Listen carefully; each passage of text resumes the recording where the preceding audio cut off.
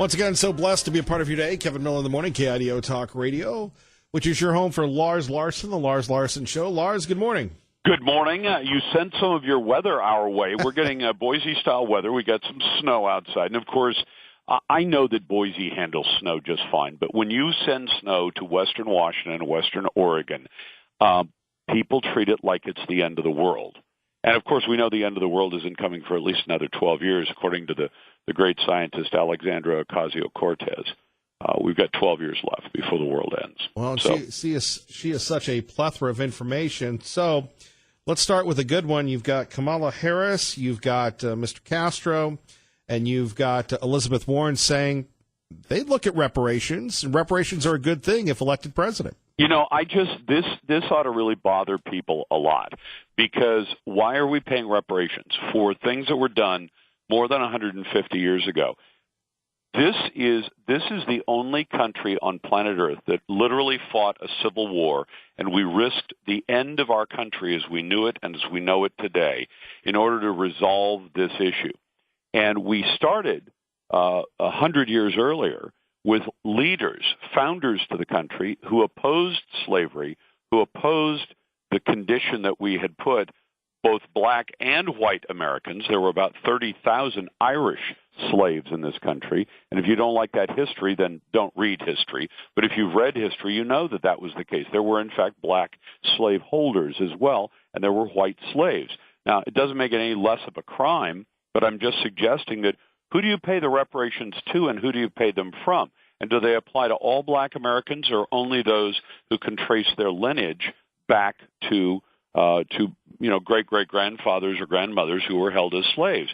I mean, this reparations stuff is just nonsense. And she may get a lot of traction in some communities with that, but I suspect even those communities think this is a terrific country to live in. And yes, mistakes have been made, and we can look back and say, well, we would have done things differently, but we didn't. And we did correct it, though. And I think we've done right by black Americans today. Do we have to make them, in effect, more than equal for a period of time to make up for something that was done to generations who were buried and gone long ago? Right, but on the other hand, isn't this just the plain old pandering? Yes, of course it is. And, you know, there are politicians who've decided that the best way to get any position, whether it's president, governor, senator, is to play Santa Claus, to say, if you'll vote for me, I'll get you free stuff. And they do this in 100 different ways. Most of them are not race-based. They'll say, vote for Bernie Sanders, and I'll give you Medicare for all. Well, the problem is you take a look at Medicare and who wants it at this point. There are Americans who are forced to be on it, but I'll get you free stuff. I mean, there's even one that we interviewed last week. I don't know if you heard the interview, but one of the also-rans, I mean, there are probably going to be over 100 people to run under the Democrat banner, and only a dozen of them or so have any realistic chance of getting the nomination. But this man was saying he wants to go with an idea that's been described over the years as negative income tax or guaranteed basic income, universal basic income. He wants to give everyone in America over the age of 18 $1,000 a month for doing nothing. And when you say, well, where are you going to get that money? His explanation is, well, we're going to take it away from, in his case, he's proposing certain sectors. So if you're a tech company, you're going to pay. So Simplot growing potatoes in Idaho will not pay, but Microsoft making software, or I guess Apple or Google or any of those companies will pay. It's insane to say, if you will vote me in, I will have the government put a gun to the head of individuals and companies, and we will take money from them and give it to you. It's in effect it's socialism first at its basis, and second, it's theft. Our great friend Lars Larson joining us, LarsLarson.com, the Lars Larson Show. So, Lars, you're getting ready to go to CPAC, where Yes. all the conservatives meet and get. I wish you were going, Kevin. I'm with you, brother. Maybe but next year. I mean, we have to be there to celebrate the pending nomination by spring or winter of next year of Donald Trump for his second term in office. Can you believe how he's doing 52% approval ratings? And let me remind all your Democrat listeners, and I know you have some Democrat listeners, they probably don't admit to their coworkers and friends that they listen to Kevin Miller, but fact is, they do, that at this same point in his presidency, Barack Hussein Obama was at 48% approval with 2 years' worth of very laudatory, almost fawning, slobbering coverage from the media. And Donald Trump, after 2 years of the slings and arrows of the media, is now tracking about 10% better in approval ratings than Barack Obama was at the same point in his presidency. Amazing. Our great friend Lars Larson. So while we're listening to your show from CPAC, what can we expect? You always get the big newsmakers. Well, we're expecting to grab all the opportunities we can. And, Kevin, one of the reasons I can't forecast ahead for Thursday and Friday, even though you'd think I'd be able to, is that an awful lot of what CPAC is about is the opportunity that comes along, and you have to be ready to take the entire plan you'd laid out and throw it out the window, because what will happen is someone will walk up and say, Senator so-and-so is here, or Governor so-and-so is here, and we'll say, great, have him or her sit down in that chair and let's do an interview. And I wish we could forecast this ahead of time, but about a decade ago I figured out you don't arrive at CPAC with a plan unless you just plan to fold the plan up and put it in your hip pocket and go with whatever comes at you. Indeed. Lars Larson joining us. Lars, let's talk a little bit about the presidential contenders, just one of my favorite topics. Who do you think will emerge? I know it's very early, but you've got Bernie saying he loves bread lines. Perhaps smoking Joe Biden comes out of retirement. If you had to have a crystal ball right now, who do you think looks the strongest? I think the strongest, and understand this, not because I'm thrilled with her policies. In fact, I'd love to see Donald Trump beat her soundly in a presidential general election, but I think it's going to be Kamala Harris. She's the odds-on favorite at this point. I don't think it's going to be Amy Klobuchar. I don't know if Biden will come out of retirement or not. If he does, he's kind of a crazy guy. So he has the better name familiarity than Kamala Harris. But Kamala Harris right now is doing very well among Democrats. As I said, there are plenty of reasons not to like the idea of a Kamala Harris presidency, not the least of which is that she plans to tax the daylights out of us and drive the economy back to where Obama had it a few years ago. Lars, let's go to a regional issue here. Sure. Unfortunately, your state has legalized marijuana. You're looking at maybe legalizing mushrooms. Here in Idaho, the great debate is hemp. We've come out against it. Anything that is a pathway towards legalizing marijuana. As someone who lives in a state, works in a state, you live somewhere else, but you work in a state where marijuana is legalized, your firsthand impressions that you can share with us here. Let me tell you very simply, put it this way, no matter how you feel about the drug itself, because I know there are people who say, well, it's not that big a deal. It's harmless. It's like having a beer. It's not like having a beer. First of all, you're going to see a rise in motor vehicle accidents and motor vehicle deaths. The states that have legalized have already seen that. You're going to see an increase, more importantly, I think, in the number of kids who end up in emergency rooms, not from smoking weed, but from eating the edibles, which are an inevitable part of legalization. That is, not everybody who wants to use pot is going to use it by smoking it. Many people use it by eating it, and they have come out with a line of edibles. For all the attention paid to the cigarette companies and now the vaping companies about how they might appeal to kids by using fruity flavors and clever names, the edibles are just as big a problem for marijuana. Number three, you are going to see a huge amount of illegally grown pot leaving your state. Right now, the Oregon State Police, not Lars Larson, the Oregon State Police say that the amount of illegal pot that leaves the state, grown in Oregon and bound for other states like yours that have not legalized it yet, is $1 billion per year. Now, anytime you fund an illegal enterprise, which generates even tens of thousands or hundreds of thousands of dollars, let alone $1 billion a year, you will find people who will hurt people to enforce their dealing. That is, if you have, let's say you have, as part of that $1 billion that leaves the state, let's say you've got an enterprise that's generating a few $1 million a year in illegal pot. That is, you grow it in Oregon under the cover of legalization. You put it in somebody's car trunk and you drive it to Louisiana. You drive it to Oklahoma. You drive it to New York City, and you sell it for 4 or 5 or up to 10 times the price that you can get here. If somebody is protecting that illegal enterprise, they will hurt people to keep that illegal enterprise. And I think most of your listeners can appreciate that if you threaten somebody in a criminal enterprise who might lose a few tens of thousands of dollars, that person might kill you, might hurt you. Well, that's another concern. And let me give you another concern that I know is near and dear to the hearts of people in Idaho. Just over the last week or so, some reports have emerged that say marijuana farms are now sucking the wells dry in some of the driest parts of the state. Now, water is just as big an issue for Idaho as it is for Oregon and Washington on the east sides of those two states. You have pot growers that are showing up in ag areas and in residential areas because you'll buy a small hobby farm, 5 acres.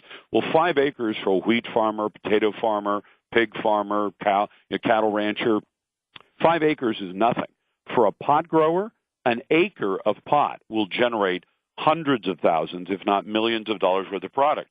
So you show up in an area where people are dependent on their water wells to supply their family's need, and you'll see the pot growers suck that stuff dry because they have pot growers. They say the typical pot grower in Oregon is pulling 3,000 gallons a day out of the ground. Residential use in Oregon is viewed as a few hundred gallons a day, for bathing, cooking, cleaning, washing, drinking, that sort of thing. You get a few users in your neighborhood who all punch wells and then start sucking 3,000 gallons a day out. That's a problem. So those are the problems. And what's the upside? You have another intoxicating drug. Okay, if you think that's what we need. And then you're going to get this issue.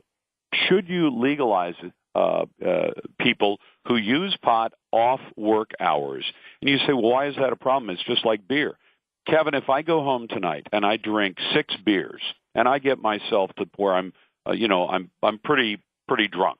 If I drink 6 beers in 2 hours, I'm going to be tipsy, right?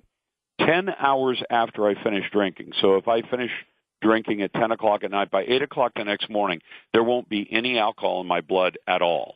That's the typical time to clear is 10 hours. It's all out of your system. With pot, it's not out of your system. So it can stay in your system certainly for days, in some cases up to 30 days. Well, why is that a problem for employers? Well, I ask you this. What job would you like to allow somebody to use pot off hours, knowing that if they can say, oh, yeah, I smoked a joint on Sunday evening, and Monday morning I haven't had any at all. Employers routinely do drug testing, and if they test somebody for alcohol at 8 o'clock Monday morning who stopped drinking at 8 o'clock or even 10 o'clock on Sunday night, they're not going to find any alcohol. But if you test a pot user who was smoking a joint on Sunday night, he's going to show positive on Monday, Tuesday, Wednesday, Thursday. That means that it opens up the door for people who have jobs that aren't all that exciting to say, I might wake and bake, the potheads call it, where makes your job a little more tolerable if you go out on your lunch hour or a break or right before you show up at the office and you smoke some pot. Do you want somebody driving a forklift around you or your son or daughter working in a warehouse who's a little buzzed because he's bored with his job? How about an emergency room worker?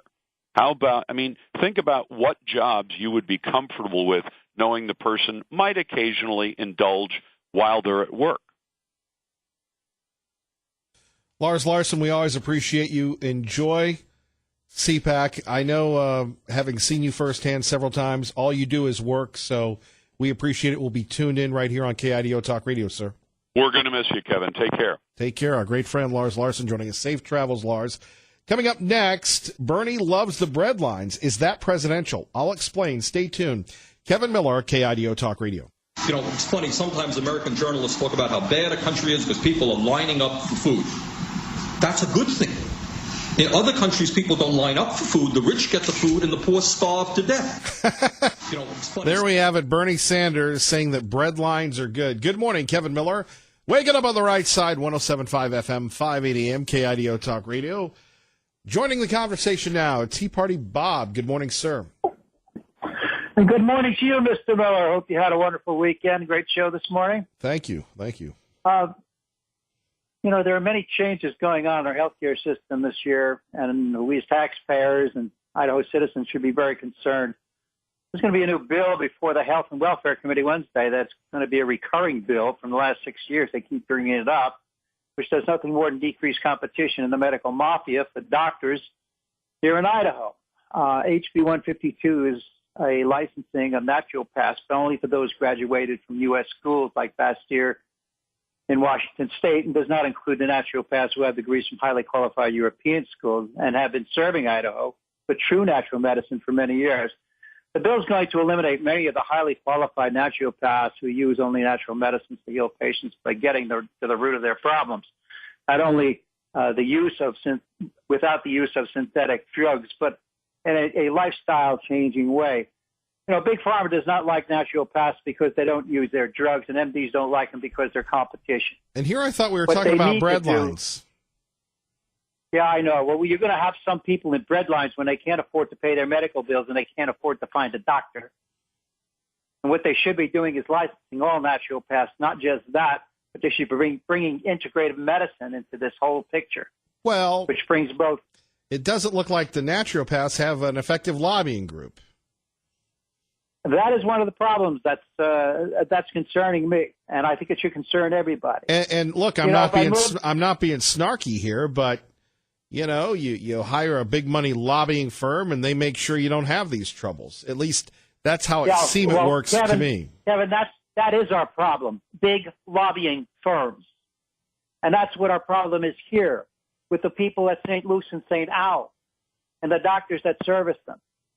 35 attorney generals have requested that the services of alternative medicine be covered by insurance companies. Do you see any of that happening here? No, it's not happening here. We're heading for a disaster in this state when it comes to medical care because we've allowed the medical lobbyists to take over our healthcare system. We have only 2 hospitals to choose from, St. Al's and St. Luke's, neither of which live up to their names, which have the word saint in them. This is not a choice. This is armed robbery in many cases. And I'm happy to see someone like Dr. Olquist step in the picture and run competition with them. When you have to pay $3,800 did you Luke's, catch the show last week on that? A part of it, yes, but I couldn't get all of it. Well, that's why you can always go to our website. You can go to our website at KIDO Talk Radio. I know where it is, yes, and I will listen. You can listen to the whole thing.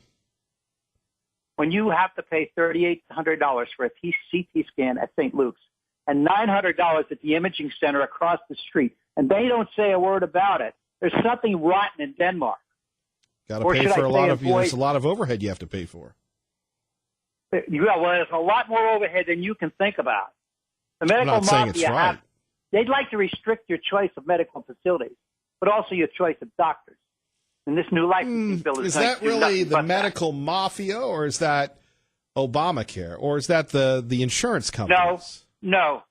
It's the lobbyist group for the medical people, I'm asking a question because insurance companies will say, no, you can't go to this doctor. You've got to go see Billy. Well, I don't want to see Billy. And then here's the medicine. Well, this is the cheap Charlie medicine, and my doctor says I need this one.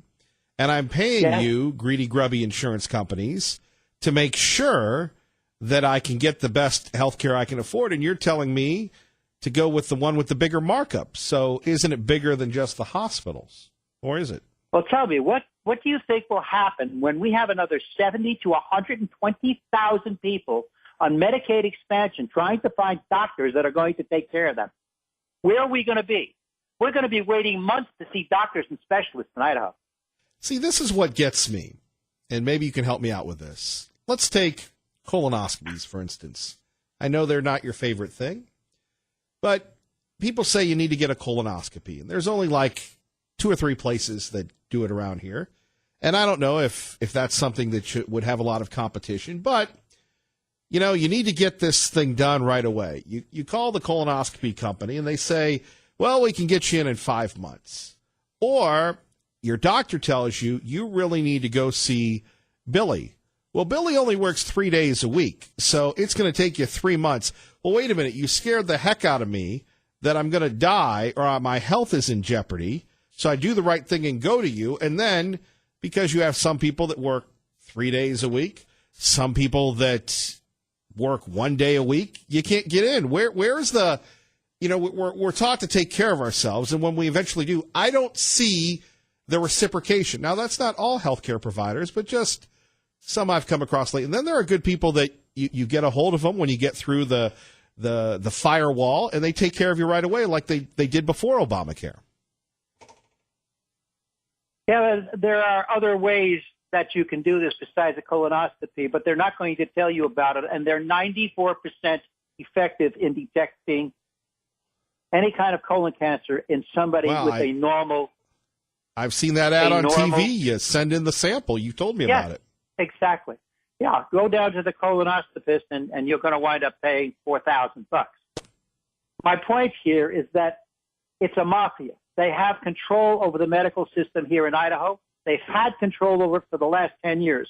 Why do you think the Sulzer Clinic was forced to remove themselves from St. Luke's? Right. Why do you think somebody like Tommy Ahlquist has taken that over? I know Because primary care tried to get it too. There's a bidding war for Sulzer. Yeah.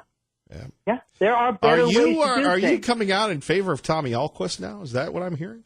Well, I'm coming out in favor of Tommy reducing the cost of medical bills here in Idaho, and if he can do that, God bless him. He'd be another great person here in Idaho to. So what you're saying is I'm right about Tommy, and you're not. No, I'm not saying you're right about anything. I'm saying that if he can change something, it would be very good for both of us and for our family. Well, I'm going to tell Tommy. I'm going to tell Tommy you said that.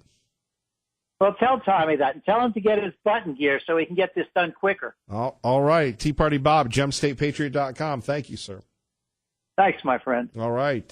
Very spirited debate. Traffic and weather together. Kevin Miller in the morning, 107.5 FM. Channel 7's Eric Gebert. Coming up, more of your phone calls. Kevin Miller, KIDO Talk Radio. Good morning, Maggie. Good morning, Kevin. Coming up, we'll hear from Brian in Nampa, Tom in Nampa, and you when you join the conversation at 580-5436, 580-KIDO. Now it's time for our weekly segment, The Weekend in Review, live from the White House, from John Decker, Fox News Radio on KIDO Talk Radio. John, good morning. Hey, good morning. How are you doing today, Kevin? Well, the president not happy with Mr. Spike Lee. That has to do with the speech that Spike Lee gave last night upon winning the Academy Award for Best Adapted Screenplay. You know, he didn't mention the president by name, but he referenced the fact that next year is a presidential election, and he wants people to pay attention to that election. And then he concluded his speech by saying, "Do the right thing." And that was, of course, reference to Spike Lee's first film, which, of course, did so well, did not win an Academy Award. And this, of course, the award that Spike Lee received yesterday was his first Oscar. But the president noticing and tweeting about it today, going after Spike Lee, criticizing the fact that he had to read off notes for his speech in which he accepted the award. Indeed. Anything else of particular note happened over the weekend? Is the president just gearing up for his big summit this week? Yeah, well, that's pretty much what was on the president's agenda. He had an event over the weekend here at the White House with the nation's governors who are in town. In fact, he just spoke with them a short while ago. And the president set to depart for Hanoi, Vietnam, in less than 2 hours. He'll leave the White House, and it's a long trip. He'll get there around this time tomorrow morning for us. And this is something the president has been looking forward to. It's his second meeting with Kim Jong-un after that first summit, which took place in June of last year in Singapore. You know, we're still wondering when and if, or I guess when, not if, the Mueller report's coming out. Are people whispering to you what they expect it to bring at all? Well, always keep in mind when we say the Mueller report's coming out doesn't necessarily mean when he's finished that we'll see it, because it's not like he's making it available to the public. He is simply turning over his finished work to the Attorney General, Bill Barr, and then it's up to Bill Barr to decide whether or not to make that report available to the general public. Right now, there's nothing in the regulations or the law which mandates him to do so. We have been told by the Department of Justice that the report will not be completed this week, so don't expect him to hand over anything to Bill Barr this week. It could be next week, but I've seen these reports before, Kevin, and they've been wrong before, and that's the reason why I don't go out on a limb and speculate, because I think that, as it relates to things coming out of the special counsel's office, they don't leak. And I don't think it's a good idea to just speculate on what they may or may not do. Final question for you, John Decker. What about Michael Cohen? People are getting ready to get the popcorn and watch his testimony this week. I don't think it's going to be the kind of bombshells that so many people are anticipating. It's going to be interesting to see him up there testifying, but he's going to say, and, check back with me, Kevin, to see if I'm right on Thursday. He's going to be saying a variation of an answer. I can't answer your question, Congressman. I can't answer your question, Congresswoman, at the advice of the special counsel's office, which is still in the midst of their investigation. So a lot of questions that may be on the minds of various congressmen and congresswomen will not be answered by Mr. Cohen. And also keep in mind the answers that he does give. I think you have to take everything that he says with a dose of skepticism. And I say that simply because he's going to jail in May. He's going to jail for lying to Congress, and so he's a convicted liar, and he's not the most reliable or trustworthy person who's ever testified before Congress.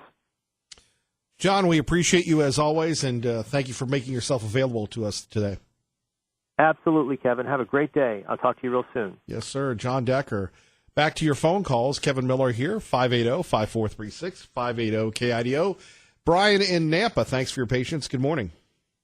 Hey, Kevin. I just wanted to put two things together and share it with the public so they understand. I'm looking at an ATF form called the Firearm Transaction Record. When you buy a gun, you fill this out. This is a federal document, and I'm going to read parts of it to you, and you'll see what I'm getting at. Warning, you may not receive a firearm if you're prohibited by the federal or state law. The information you provide will be used to determine whether you can receive a firearm. Certain violations of the Gun Control Act of 18 U.S.C. 921 are punished by 10 years imprisonment or $250,000 fine. So you fill this out. There's a part in question 11 you answer yes or no to, and if you go down to E, it says this: are you an unlawful user of or addicted to marijuana or any depressant, stimulant, narcotic drug, or any other controlled substance? Question mark. And then there's a warning. The use or possession of marijuana remains unlawful under federal law, regardless of whether it is legalized or decriminalized for medical or recreational purposes in the state where you reside. So let's think about this for a sec. Let's say you used marijuana for whatever reason, and you went into your state to buy a gun. You've got to answer that question. If you are honest and you check yes, you don't get your gun.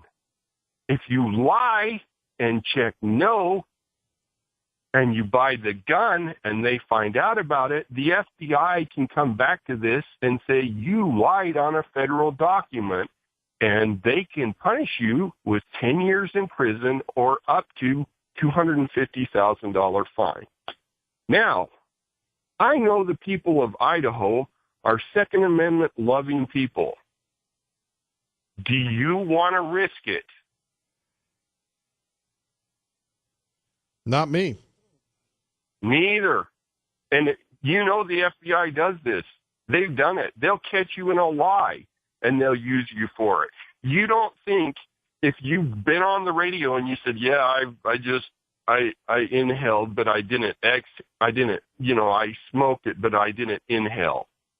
Or you just say, right, I have it in my possession. And then they go to the gun shop, and that form's kept there for a certain amount of time, and look on that and you say, no, but you've got a gun. You don't think they can use that against you? Wake up, people. Good work. Thank you, Brian. We appreciate it. Let's go to Tom in Nampa with Kevin Miller on KIDO Talk Radio. Good morning, Tom. Good morning, Kevin. The news was having some articles about judge in Texas ruled that having males register for selective service when they turn 18 and not having females is unconstitutional. Yep. This is going to be fun. Honestly, guys, this is going to be fun. I don't know how the various feminist types will play this out, but it's one of these, hey, you want equality? Here you go. Here's a big steaming plate full of it. Now, the whole thing is, right. Registering for selective service is just that. It registers for selective service. There is no draft. No, don't. There is no draft. To call a draft quite literally takes an act of Congress. And I don't think that's going to happen anytime soon. But I really want to see the reaction of the feminists. I think that'll be very educational. Says, you scream about equality? Fine. Here's your spoon. I just want, the comments on that. I think there might just be a movement from the feminist side of the canoe to abolish the selective service system entirely and take the money from that and move it into welfare payments. Just my thoughts. I hope you guys have a good week. Your thoughts Talk to you later. Thank you, Tom. Your thoughts are always welcome. Pro-Life joins us now. Kevin Miller on KIDO Talk Radio. Good morning, Pro-Life. Yeah, I hope we don't take any monies and move them into government welfare. When government takes over the social functions, health, education, welfare, recreation, medicine, and retirement, it destroys the faith of the people. Socialism and communism control of those functions takes faith out of those functions. Belong to the private sector and especially to faith. And so when you rob those functions away from the private sector and faith, you have a faithless people, very, very little faith. And our faith is being destroyed by socialism. Government is for the protective function, the courts, and things like highways, things that have nothing to do with the social functions. And all those other things, they need to stay with faith, and we're so far away from that now that that's why we're in our condition that we are. That's why the social perverts are running wild, the adulterers, fornicators, pornographers, and well, you're just full of good news. Killers. You're just full of good news today. Yeah, well, that's the truth, and that's why we get like this. And there's no way to bring it back unless we just start saying, listen, this is not a government function. So, like, if you want to reform medicine in Idaho, you tell the government to just get totally out of it. You don't have anything to do with Medicaid, Medicare, whatever, as a state. And that's what we need to do, but you don't hear any of the politicians saying that.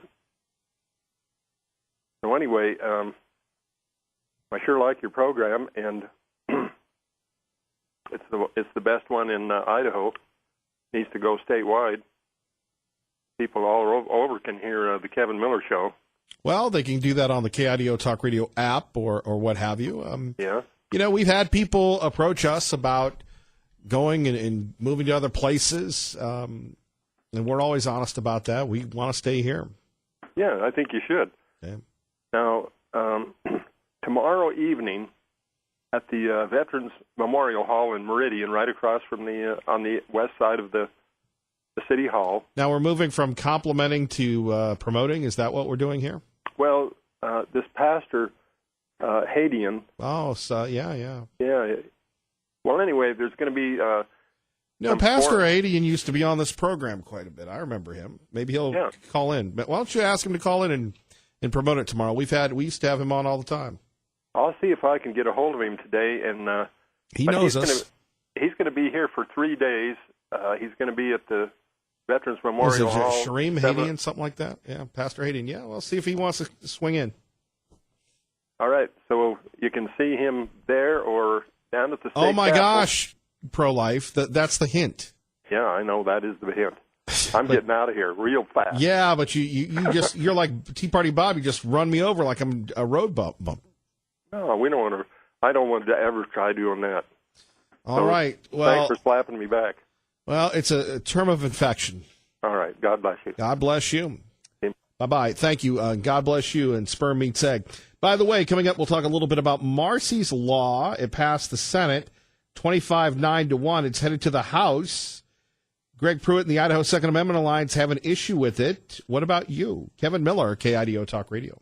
You know, it's funny, sometimes American journalists talk about how bad a country is because people are lining up for food. That's a good thing. In other countries, people don't line up for food. The rich get the food and the poor starve to death. There we have it. Bernie Sanders saying red lines are good. Kevin Miller in the morning, KIDO Talk Radio. Let's go to our great friend Doug in Mountain Home on KIDO Talk Radio. Good morning, Doug. Good morning, Kevin. Yeah, I just was listening to this here just now, but I listened to Glenn Beck Friday, and he had him on. What a retarded idiot, Kevin. I'm sorry. How could... I thought it was a hoax, but it wasn't. He had him on air. Glenn Beck did. Well, how could somebody vote for that? The guy is a blooming idiot. I don't get how people vote, especially college kids. I guess that's what they're bringing out of college.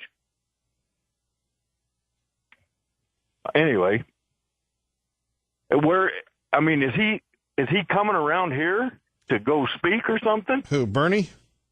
Yeah. Not that I'm aware of. I haven't seen a Bernie sighting in a long time. Good. Anyway, the other thing is that victims bill that they had here, they were pushing through. You know which one I'm talking about? Marsy's Law, yes. Yeah. I talked to Christy Zitto, my representative from Glens Ferry, yesterday, and they had so much opposition against that. I mean, a bunch of Republican senators voted for it, and they had so much opposition, they have pulled their horns in, and they are rewriting it.